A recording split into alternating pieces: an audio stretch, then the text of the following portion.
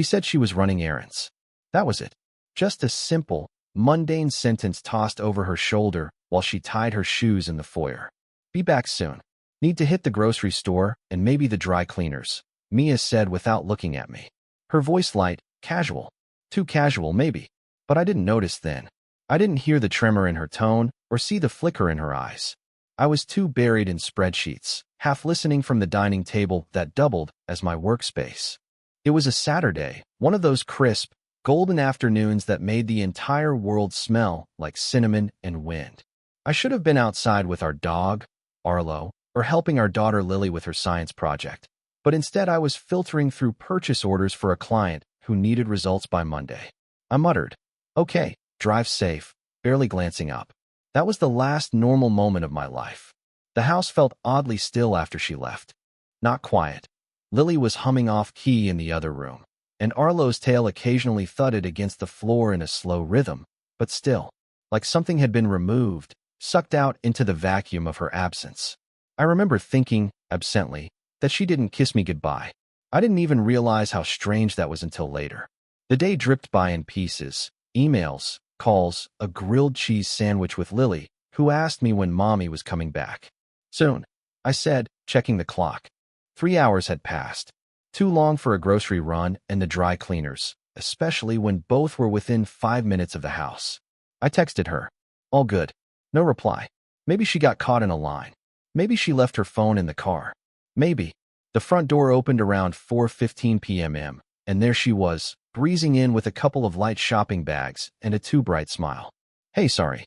Target was a madhouse, she said. Then I ran into Gina, and we ended up chatting in the parking lot for ages. She kissed me this time. A quick peck on the cheek, almost robotic. I smiled, nodded. But something lodged itself in my gut and stayed there. That night, my friend Derek called. Hey man, he said slowly, like he wasn't sure if he should even be speaking. Was Mia supposed to be on the east side of town today? I frowned, glancing at Mia, who was on the couch with her laptop open, supposedly shopping for new curtains. No. Why? Well, this might be nothing, Derek said. But I saw someone who looked exactly like her, laughing with some guy at that new brunch spot. The one by the antique bookstore. You know the place? I didn't respond immediately. The silence stretched. Finally, I said, You're sure it was her? He hesitated. I mean, 95%. Same hair, same walk, same laugh. I didn't say anything because I thought maybe she was with a client or something. Mia wasn't working.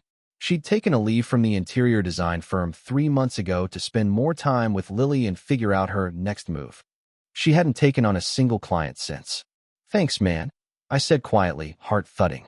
Appreciate the heads up. After I hung up, I stared at her for a long time. She didn't notice. Her fingers tapped against the keyboard like nothing was wrong. I said nothing. I simply got up, walked to the kitchen, and poured myself a glass of water. The night went on, but the seed had been planted.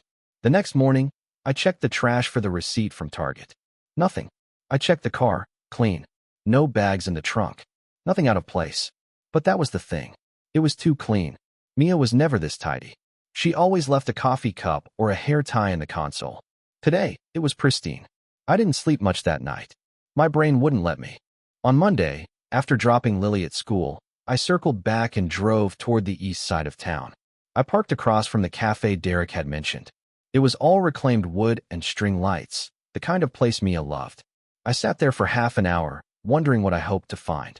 Maybe if I stared long enough, the answers would rise from the bricks and glass. I thought about confronting her, just asking outright. But every time I pictured it, my chest tightened. What if I was wrong? What if I accused her and destroyed something that was still real? Or worse, what if I was right? That night, she curled up next to me, resting her head on my shoulder while we watched TV. Her laughter was timed, practiced. Her body close, but her mind distant. She smelled like coconut shampoo and fabric softener. Like she always had. But I didn't relax. I didn't forget. The following Saturday, she said she was heading out again. Quick grocery run. Want anything? I shook my head and watched her leave. As soon as her car turned the corner, I sprang into motion. I'd already installed a tracker under her bumper the day before, a tiny device, easy to plant, hard to detect. I opened the app and watched her red dot glide across the map. She wasn't heading to the grocery store. She was heading east. 30 minutes later, she parked on a side street 2 blocks from the cafe. I parked on the opposite side, hidden behind tinted windows, and watched from a safe distance. And then I saw him. Tall, broad shoulders, aviator sunglasses, and 2 white teeth. He was waiting by the front door, bouncing on his heels. When she approached, he grinned and pulled her into a hug. She melted into him. I didn't take pictures. Not yet. I just watched. She laughed, her head thrown back the way she used to with me. He touched her lower back as they walked inside, like he belonged there. I sat frozen, my breath shallow. My hands gripped the steering wheel so tightly my knuckles turned white. I felt heat rise to my face, my neck, my ears. Betrayal doesn't come with a scream. It doesn't always arrive in broken glass or shouting matches. Sometimes, it creeps in through a lie about errands. I stayed until they left. They hugged again, and he kissed her cheek. She giggled and touched his arm before getting into her car. I tailed her home from a safe distance. She pulled into our driveway, walked inside. Moments later, I followed. She was already unpacking groceries she clearly hadn't bought. The bags were filled with filler, a few bananas, canned beans, things she could have grabbed in 5 minutes. She looked up and smiled. "Hey, honey, you won't believe the line at checkout." I stared at her, and in that moment, I saw everything. The lie etched into her smile, the guilt hiding behind her pupils. And I said nothing. Not yet. But the plan had begun. The house was dim that evening. One of those quiet, overcast nights where the air felt like fogged glass. Heavy, blurred, silent. Lily had fallen asleep early, worn out from a birthday party across the neighborhood. Arlo snored softly from the rug by the door. And Mia? She was in the kitchen, humming to herself while unloading the dishwasher. The faint sound of ceramic and cutlery clinking into drawers echoed through the stillness. From where I sat in the living room, I could see her reflection in the glass of the patio door, her outline clean and smooth, a silhouette of normalcy. But I knew better. I'd seen her with him, watched the way she smiled, the way she stood too close, the way her hand brushed his arm like a secret. All the evidence I needed was etched into that moment. Still, I hadn't said a word. Not yet. Instead, I watched, observed. The next morning, while she showered, I retrieved her phone from her nightstand. My hands shook slightly as I tapped through it, navigating by muscle memory. She'd recently changed her passcode, a subtle shift, but one that hadn't gone unnoticed. Still, after 2 failed attempts, the third worked. Our wedding anniversary. How poetic. No messages from the mystery man. No strange numbers. Her call log was clean. Email scrubbed. She had wiped it all down like someone erasing fingerprints. But even perfect masks crack eventually. It was Tuesday afternoon when I saw the second lie take shape. She told me she had a book club meeting at Lisa's house. The same story she'd used for months. First Tuesdays of every month, potluck style, bring your own wine. Only Lisa had moved to Denver in July. Quietly, without much fanfare. We'd even given her a farewell dinner. I played dumb. "Say hi to Lisa for me," I said casually, handing her a bottle of red as she zipped up her coat. Mia froze just half a second too long before smiling. "Will do," she said brightly, and kissed my cheek. Her lips were soft and familiar, lethal in their comfort.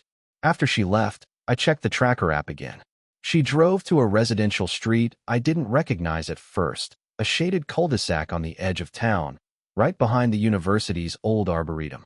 She parked outside a beige 2-story house with ivy crawling up its porch. Her red dot stayed still for over an hour. I drove there, parked 4 houses down, waited. When she emerged, she was laughing again. That same laugh, too light, too alive. The man walked her to her car. I got a better look this time. Dark hair, clean shaven, a navy dress shirt with the sleeves rolled to his elbows. Confident. Mia touched his face before getting in the car. She touched his face. That night, after she returned, she brought up Lisa before I could. "She says hi, by the way. Still unpacking," she added with a smirk. "Must be tough," I said, adjusting to the altitude. She blinked. "What? Denver's over 5,000 feet up. That's a big change from sea level." There was the flicker again, that split-second glitch in her face. She recovered quickly. "Oh yeah? I'm at the new book club. With some new friends. I must have misspoken. You said Lisa. Well, she's the one who invited me into the group before she left. I just think of it as hers. You know. Lies stacked on lies. Casual, practiced, lined with just enough familiarity to sound true. By Thursday, I had a name. After cross-referencing addresses and watching where she parked, I found him. His name was Daniel Hart, a professor at the university history department. 42. Divorced. No kids. I even found his Rate My Professor page. Charming, funny, makes class feel like a date. Great. The house he lived in belonged to him. Public records confirmed it. And now, so did I. I printed out his photo. It sat on my desk under a paperweight, staring up at me like a dare. Friday afternoon, I picked Lily up from school. She ran into my arms, her backpack bouncing, her hair wild from play. "Daddy," she giggled. "Guess what? We're gonna have a daddy-daughter day next week." "Oh yeah?" I asked, smiling. My heart ached. "How come?" "Because Mommy said she might be going away with her friends." "Did she?" She said maybe, but I want to stay home with you. My smile stiffened. "Of course, sweetheart. We'll have a special day." That evening, after Lily went to bed, I sat in the dark, listening. Mia was in the bedroom, on her laptop. I watched her through the slightly cracked door. She was typing, scrolling, pausing. Her expression was soft. The kind of expression people make when they're looking at something, or someone, they care about. At one point, she smiled and whispered something to herself. I stayed silent. Let her believe I was asleep on the couch. The next morning, while she was in the shower, I returned to her laptop. She always closed the lid but never powered down. It was easy to access. She never changed her computer password. Her browser history was clean, but she'd left a tab open. A calendar app. I scanned the upcoming week. Monday, lunch with D. Wednesday, pick up wine. Friday, workshop, 3 p.m. to Sunday night. No details, but I knew exactly what that meant now. When she got out of the shower, I was already dressed. "Going somewhere?" she asked, toweling her hair. "Early meeting," I lied. "Client moved it up." She nodded, unconcerned. The irony. I spent the next hour at a print shop downtown, where I had the tracker's data plotted out on a map. Red pins, dates, times, lines showing her path. It was almost beautiful, a tapestry of betrayal. By the afternoon, I had my next step planned. I scheduled a delivery for her on Friday. A bouquet of white lilies, her favorite, with a card that read, "Enjoy the workshop. I hope he's worth it. Love, your husband." I used her email to schedule the delivery. I even set it to forward the confirmation to her inbox an hour after it was placed. A final breadcrumb. But the real plan? That was still forming. I wasn't interested in yelling or accusations. That would be too easy, too short-lived. No, I wanted silence. I wanted distance. I wanted her to feel what I felt now, a slow, relentless unraveling. On Thursday night, I laid next to her in bed and pretended everything was fine. She wrapped herself around me like nothing had changed. But everything had. By morning, I'd be gone. And by the time she realized what was coming, it would be far too late. I didn't leave a note. It would have been too easy, too kind. Besides, I wanted the silence to do the talking, that slow, echoing absence that fills a room after someone walks out. Words could be dismissed, argued with, twisted. But an empty closet, a quiet phone, the unmade side of the bed, that's a different kind of confrontation. At 5:04 a.m., I slipped out of bed. Mia barely stirred. She always slept deep after showering at night. The warmth knocked her out. I stood there for a moment, watching her. Her face looked so peaceful, relaxed, like someone who hadn't spent the last few weeks destroying the foundation of her life. That was the most surreal part. She didn't seem like a villain, just content. I gathered my pre-packed bag from the hallway closet. Just a duffel, one change of clothes, toiletries, my laptop, some cash. I had a few things stored at the office too. I didn't need much, just space. Arlo lifted his head as I passed the living room, ears perking. I knelt beside him, whispering into his fur, "Look after her." "And Lily." He licked my cheek once, then laid back down with a soft grunt. I drove without music, just the hum of tires against pavement and the occasional flicker of passing streetlights. Dawn hadn't cracked yet. The sky was a bruised navy, and the town felt asleep, unaware of the fracture that had just split a home in two. I checked into a hotel on the far side of town, business class, clean, forgettable. That was what I wanted. Anonymity. Stillness. From there, I began my plan. The emails went out first. One to my lawyer. "Let's proceed with the documentation we discussed." I'll send a formal breakdown of assets and custody proposals within 48 hours. One to my office manager, taking personal leave. Remotely accessible. Forward all client communications to Alex in the meantime. And then, one to Mia. It was short. Subject, Friday. Mia, you'll find the flowers comforting, I hope. It seemed fitting, something you loved paired with something you've ruined. I know about Daniel. I know about the workshops, the book clubs, the time spent laughing when you were supposed to be running errands. This isn't a confrontation. It's a withdrawal. A clean one. I'm not shouting. I'm not slamming doors. But you need to understand, everything from here on is your consequence to hold. I've spoken to a lawyer. You'll be contacted by end of week. I'm staying nearby, but I won't return home. Lily stays with you this weekend. I'll pick her up Monday for my week. Please keep things calm for her. I trusted you. You know the rest. Evan, I didn't sign it, love. I didn't add anything personal. There was no room for softness anymore. At exactly 3 p.m. that day, the flowers were delivered. White lilies, bound in a cream ribbon. By 3:06, she had opened the email. My tracker pinged the device. I imagined her reading it once, then again, slower. I pictured her breath catching, her hands tightening around the stems of those perfect, useless flowers. At 3:22, she tried to call. I didn't answer. Not that day. Not the next. Not the one after that. I needed to stay quiet, let her sit with it. She left messages at first. Calm. Then worried. Then angry. One said, Evan, please. This isn't how we fix things. Another, if you're doing this because of some misunderstanding. And finally, you don't get to just disappear. You're not the only one hurt here. That one made me laugh. Just once, sharp and humorless. By Sunday, her calls stopped. Or maybe she realized I wasn't going to break first. Monday morning, I picked Lily up from school. She ran into my arms, chattering about a classroom hamster and how it pooped on someone's desk. I smiled, trying to stay upright as she launched herself into me. Her innocence was pure, radiant, like sunlight through a cracked window. It broke me a little. She didn't ask about Mia. Not yet. But she noticed I wasn't driving my usual car. Where's the truck, Daddy? Just getting fixed, I said, trying to keep my voice even. I'd sold it the night before. We went to the park. Ate grilled cheese in the car. She fell asleep on the way back to the hotel. I carried her inside, wrapped in her puffy pink jacket, her head against my shoulder. She smelled like strawberries and crayons. At the hotel, I tucked her in, then sat beside her for hours. Mia called again that night. I let it ring out. The next day, a knock came at my office door, not the hotel, but my actual workplace. I'd returned to grab documents. I opened it and froze. She stood there, arms folded, hair pulled back tight. Not the carefree woman I'd seen laughing across town. No makeup, no pretense. Just Mia. I just want to talk, she said. I stepped aside, said nothing. She walked in like she still belonged, like the last week hadn't shifted the ground between us. Evan, she started. Her voice faltered. I raised a hand. Don't say sorry. But I am. No. You're caught. That's different. She flinched. It didn't mean. Don't do that either. Don't minimize it. She stood there, searching for the right angle. Maybe sympathy, maybe logic. But none of her tools worked here. Not anymore.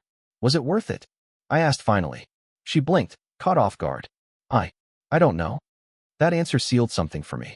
A door that could have stayed cracked had just slammed shut. I nodded. Okay. I was lonely, Evan, she tried. You were always working. Always distant. I was building a life for us. I didn't ask for all of it. I looked at her for a long moment. But you took it anyway. She looked down. You don't love him, I said. It wasn't a question. She shook her head. And you don't love me. That time, she didn't answer. I turned back to my desk. Leave the keys and the house card on the table. Evan, please. I'm not trying to punish you, Mia. I'm trying to end something that already ended. I'm just doing it cleanly. There was a long pause.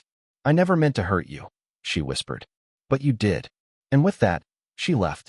Just like that. No door slam. No crying. Just the soft click of the handle and her footsteps down the hallway. When I looked at my desk again, the house key and the gate card sat side by side. It was done. Or at least, it should have been. But 3 days later, Daniel emailed me. And everything twisted again.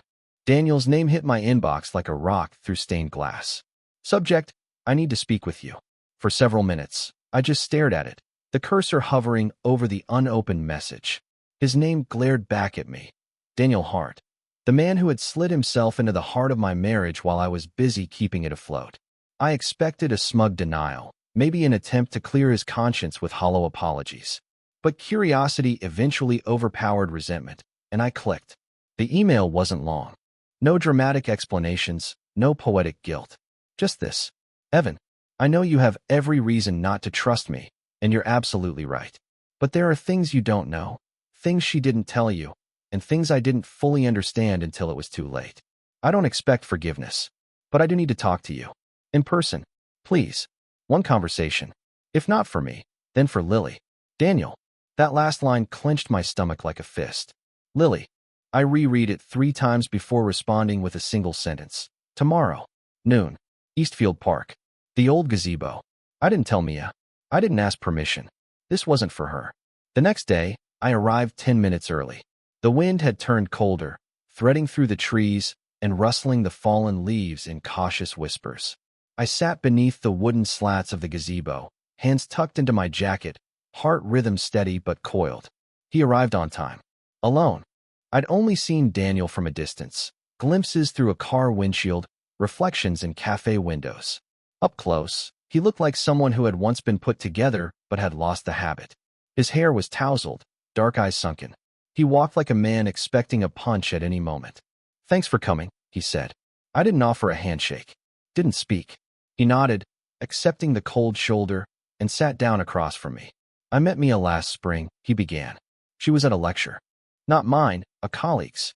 We started talking afterwards. Nothing inappropriate, just small talk. She mentioned she used to study design, and we joked about how history and aesthetics often clash.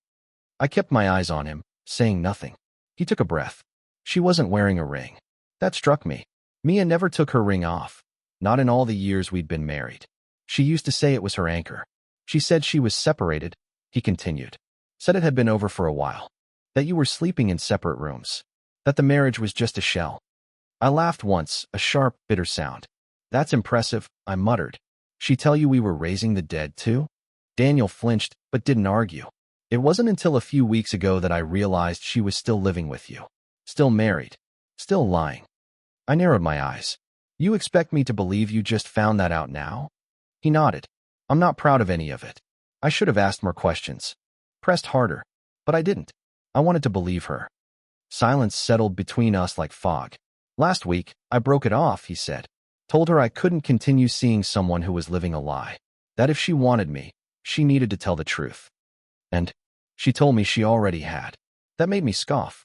She's good at that, I said, telling the truth in just enough slices to make it sound whole. Daniel leaned forward, elbows on his knees. I don't want her back, Evan. That's not why I reached out. Then why? He pulled out his phone and swiped through his gallery. Because of this. He handed it to me. On the screen was a photo of Mia and Lily at a local coffee shop, one I recognized. It had been taken last summer. Lily was smiling, her mouth half covered in whipped cream, and Mia was mid-laugh. Nice picture, I said flatly, handing it back.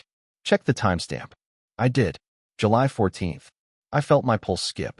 That was the weekend Mia told me she was visiting her sister in Maine. He nodded. She wasn't. She told me she had no family nearby. She said you had custody that weekend. The lie expanded, swallowing whole days, whole memories. It wasn't just me she deceived. She'd built separate versions of herself and offered them up like different flavors of wine. Daniel looked exhausted. I don't know how deep it goes. I just thought you should know she lied to me too. If she's saying anything now, that I was some predator, or that you were cruel, she's doing it to shield herself. I rubbed my temples. She hasn't said much of anything. Not yet. Daniel nodded. Then I'll leave it there. I wanted you to know the truth. All of it, if I could give it. I stood up. You can keep the truth. I'm done with both of you. He didn't argue, just pocketed his phone and stood slowly. Take care of your daughter. I turned to leave, but he added something, voice quieter. Evan, if you ever need proof for court, texts, photos, anything, I'll send it all. She made fools of both of us. I didn't answer, but later, I would take him up on that. Back at the hotel, I found Mia waiting in the lobby. She rose when she saw me, eyes wide, searching. She looked different, no makeup, hoodie and jeans, hair pulled back in a way that made her seem younger. Vulnerable. I hated how that still stirred something in me. Evan, I'm sorry, she started. I met Daniel, I said. She blinked. You what? Don't worry. We didn't compare notes for long. She exhaled sharply, a mix of fear and resignation. He's lying. I gave her a long look. That's your instinct? To double down? Her eyes shimmered, the first hint of tears. You lied to him. Lied to me. Lied to Lily. I never meant. Don't say that. She folded her arms. What do you want from me, Evan? Do you want me to grovel? To admit I made the worst mistake of my life? No, I said. I want you to be the mother Lily deserves. That's it. She looked down, shoulders trembling. For a moment, I thought she might collapse. I'm not trying to destroy you, I added. I'm just done trying to fix something that you broke, while smiling in my face. I walked past her, toward the elevators. Behind me, I heard her whisper, Do you still love me? The doors opened, and I didn't answer. That night, I received Daniel's files, a full archive of messages, call logs, photos, a tidy folder of betrayal. I saved them, uploaded a backup, sent a copy to my lawyer. No emotion, no second thoughts, just one final move left. A plan already in motion. But something unexpected happened first. A letter arrived, handwritten, from someone I hadn't heard from in years. And it changed everything. It arrived folded, creased, and tucked inside an unmarked envelope with no return address. Just my name scrawled in familiar handwriting. I hadn't seen it in years. My brother, Nathan. We hadn't spoken since the funeral, our father's, 5 years ago. A fight erupted over the estate, fueled more by grief than greed. Words were said. Bridges burned. Silence followed. But here it was. His handwriting. Messy, angular. Still the same. Inside, a single sheet of lined paper. Evan. I saw her. Didn't know how to tell you. I debated for weeks, then thought maybe I had it wrong. Maybe you knew. But I saw her. Not once. Twice. That cafe off Brookfield. Laughing. Same guy both times. Looked too comfortable to be innocent. Asterisk, it killed me not to say something earlier. But we hadn't spoken in so long. Still, you deserve to know. I don't know what she told you, or if it matters now. I hope you find your way through this. If you ever want to talk, I'm here. No past. Just now. Asterisk. Nate. I sat with the letter for hours. Not because it changed anything, but because it reminded me of what mattered. The people who stayed, even when the world fell apart. That weekend, I made 2 decisions. First, I reached out to Nate. We met for coffee. He apologized again, not just for the letter delay, but for the years lost. I apologized too. We talked until the cafe closed. The second decision came on Monday morning, in the courtroom. It was a quiet proceeding. Mia and I had already agreed on joint custody, a structured split. No fighting, no screaming, just lines drawn with surgical precision. She kept the house. I didn't want it. Too many ghosts. I kept my retirement accounts, my name, my peace. What she didn't expect was the second filing. My attorney slid it across the table. A request for a formal character statement to be included in the parenting plan, with supporting documentation. The photos, the messages, the emails. I didn't want to strip her of visitation. I wasn't that cruel. But I wanted it on the record. She had lied, she had cheated, and she had risked the emotional stability of our child. She stared at the document in stunned silence. I thought we agreed on peace, she whispered. We did, I said. This is peace. It just isn't painless. She didn't fight it. That surprised me. Maybe she saw in my face that there was nothing left to win. 3 months passed. The hotel became a condo. Nothing fancy. 2 bedrooms, 1.5 baths, just enough for Lily to have her space when she stayed. I painted the walls a soft gray. Got her a pink bedspread with tiny stars. Built a bookshelf with my own hands. She picked the color, turquoise. We established our routines. On my weeks, I made pancakes on Sundays. She danced in her pajamas to old jazz records I used to play back when Mia and I still laughed in the kitchen. Lily and I found new rituals. Sidewalk chalk on the balcony, bedtime stories from memory, learning to ride her bike in the school parking lot because our street was too narrow. Mia kept her distance. At first, out of shame. Then, respect. One day, Lily asked me, "Did Mommy make a big mistake?" I paused. "Yes," I said gently. "But even grown-ups mess up sometimes. Do you still love her?" I knelt beside her. "I love who I thought she was. She nodded, as if that made sense. Maybe it did, even to a 7-year-old. The last piece of this story, though, wasn't mine to write. It belonged to Mia, because she eventually came clean, to Lily, to her family, even, from what I hear, to Daniel. I heard he transferred to another university. No public scandal, just distance. And Mia? She stopped pretending. No more stories about book clubs, or errands, or imaginary friends. Just quiet acceptance. She and I had dinner once, for Lily's birthday. We sat across the table, made polite conversation, laughed a few times. It was fine, but it wasn't repair. She asked if I'd met someone. I hadn't. Not yet. And then, 3 weeks ago, I ran into someone I never expected to see again. Michelle, my former assistant. The one who'd helped me navigate those early days. The one who sat beside me in silence while my world fell apart. She was working at a nonprofit now, helping victims of financial abuse. We talked for over an hour at that coffee shop. She smiled at one point and said, "You seem lighter."